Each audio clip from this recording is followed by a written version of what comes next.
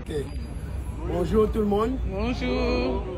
Je veux participer aujourd'hui parce que je comprends que l'heure est grave. Vu la propagande qui ne cesse de s'étendre, on comprend que la vie des agents peut se retrouver menacée. Et si la vie des agents SEG peut se trouver menacée, nous ne pouvons pas rester bouche cousue. Nous avons le devoir de tirer la sonnette d'alarme et d'informer. Parce que je crois que le gros problème qu'il y a, c'est la désinformation. C'est ça le gros problème. Il y a un problème de communication. Un problème de communication, mais à quel niveau? J'ai envie de dire à tous les niveaux. Au niveau de la SEG, au niveau des dirigeants. Que ce soit les dirigeants actuellement ou les agents SEG, nous ne sommes tous pas responsables de ce qui se passe. Et il faut avoir le cran de le dire. Nous ne sommes pas responsables. La SEG a un retard d'investissement de plusieurs années. Ceux qui nous dirigent aujourd'hui n'étaient pas encore là. Vous n'êtes pas responsables. Et nous non plus ne sommes pas responsables de ça. Il y a eu des gens avant vous. C'est juste que la population a besoin de savoir la réalité. Je crois que la population gabonaise est assez éveillée, assez mature pour comprendre ce qui se passe. Il est simple d'expliquer aux gens clairement ce qui se passe. Il y a un gros retard d'investissement. Parce qu'il y a eu des gens, avant que ceux qui nous dirigent actuellement ne prennent la responsabilité de prendre les choses en main, qui étaient dans, j'ai envie de dire, l'immaturité et qui nous entraînaient dans tout et n'importe quoi. L'argent a été, j'ai envie de dire plutôt, je voulais dire, l'investissement a été oublié.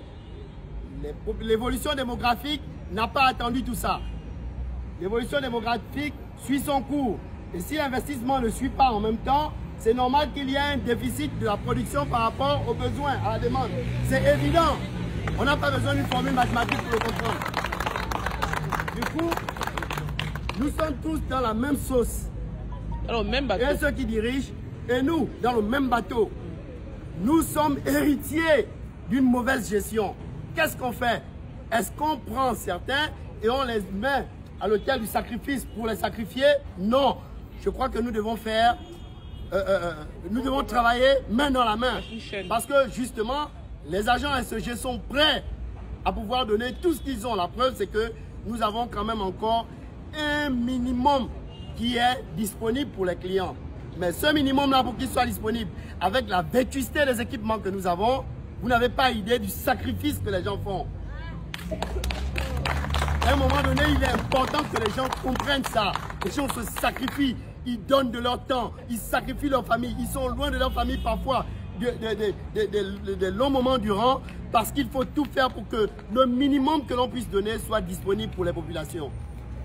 Ça, on doit être accompagné par rapport à ça, pour expliquer ça aux gens. On doit être encouragé et félicité par rapport à ce que nous on produit comme effort. Maintenant, on a besoin d'un bouton, on les met devant. Au point où personne ne se lève pour dire quoi que ce soit.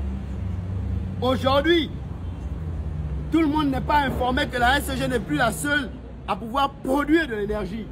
Il y a certaines structures. Aujourd'hui, ce qu'on endure, je parle de Libreville, je parle de Port-Gentil, peut ne pas être dû à la SEG. Ceux qui me suivent savent de quoi je parle, ceux qui connaissent. On n'est pas toujours responsable, mais il faut un bouc émissaire. Ok. Jusqu'à quel point on est prêt à nous sacrifier? Nous avons des familles comme tout le monde. Nous avons une vie comme tout le monde.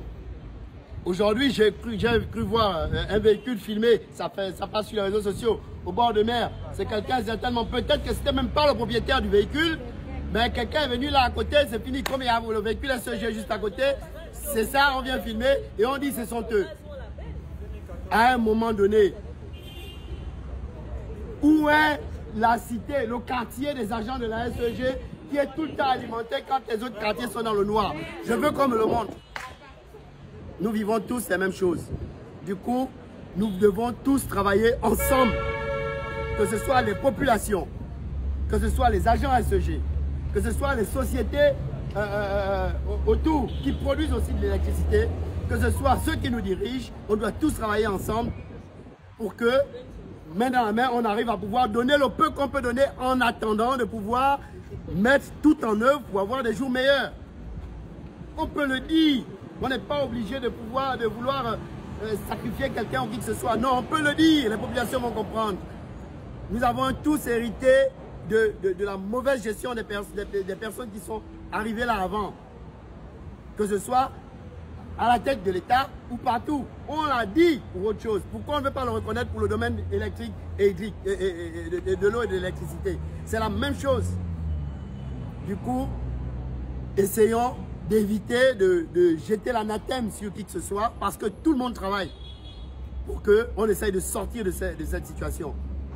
Ça prendra le temps que ça prendra. Justement, c'est pourquoi on a besoin que les dirigeants essayent de nous accompagner dans ça. Dans, j'ai envie de dire, l'éducation populaire. Dans il faut instruire les populations. Il faut les informer. L'information, c'est le terme que je cherchais. Populaire. Il faut communiquer pour que les populations sachent que nous sommes dans telle situation. Et dans telle situation, il n'y a pas de miracle possible. La seule chose, c'est de patienter un peu. Et avec le temps, des choses pourront se régler. C'est de ça qu'il est question. L'agent de la SEG souffre autant que vous. L'agent de la SEG ne se nourrit pas de la manne qui tombe du ciel. Il achète de la nourriture qui passe par un congélateur qui peut pourrir autant que votre nourriture chez vous à la maison. Quand il y a coupure. Personne ne se lève de chez lui pour aller appuyer un bouton pour mettre en marche et arrêter quoi que ce soit à volonté juste pour déranger. Non. Pour résumer, nous avons un tout petit peu de nourriture à partager à plusieurs personnes. La nourriture n'est pas suffisante. Qu'est-ce qu'on fait? On est obligé de donner à chacun un tout petit peu pour un moment, pour que chacun ait au moins l'occasion de se nourrir un peu, de régénérer ses forces. Et puis, voilà, après quand vous avez terminé, quelqu'un d'autre prend. C'est ça, c'est là où nous sommes. C'est à ce stade que nous sommes quand on parle de ces délestages. Chacun peut avoir un temps, un peu d'énergie pour pouvoir faire les choses. Mais il faut que tout le monde puisse en avoir aussi. Par rapport à la capacité actuelle que nous avons. Merci. Et nous voulons compter sur nos dirigeants. Nous voulons compter sur les populations pour comprendre. Nous voulons compter sur nos dirigeants pour penser le court, le moyen et le long terme.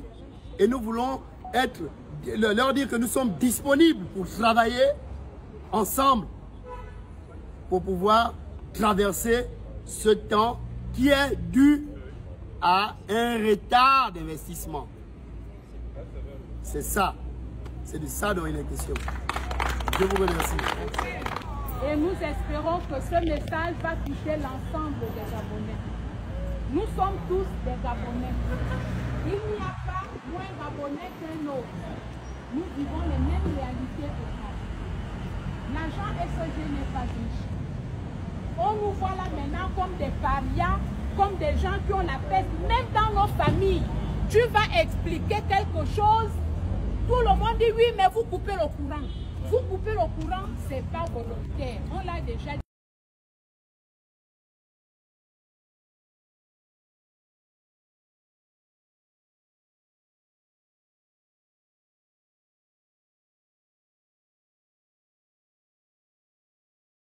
La SEG est budget.